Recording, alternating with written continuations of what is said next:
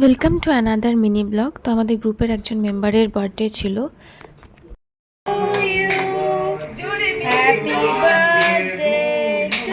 আগের বছর ঠিক এই দিন পুরীতে ছিলাম আমরা, আর পুরীতে শ্রীজয়ীর বার্থডে সেলিব্রেট হয়েছিল।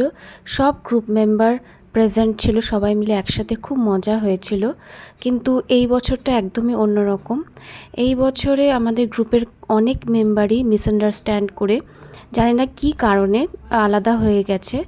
তো আমরা যে কজন আছে আমরা এই কজন মিলেই শ্রীজয়ীর বার্থডে সেলিব্রেট করেছি। তো এর থেকেই বোঝা যায় যে কাল কি হবে সেটা না ভেবে আজকে যা হচ্ছে তাতেই কনসেন্ট্রেট করা উচিত, কারণ ভবিষ্যতে কি হবে কেউ বলতে পারে না, কারণ সময়ের কোনো ভরসা নেই। আজ একরকম কালকে আরেক রকম। তো যা হচ্ছে আজকেই হচ্ছে, এটাকেই ধরে নিয়ে এগোতে হয়। যদি ভিডিওটা ভালো লেগে থাকে তো চ্যানেলটিকে অবশ্যই সাবস্ক্রাইব করুন। Thank you.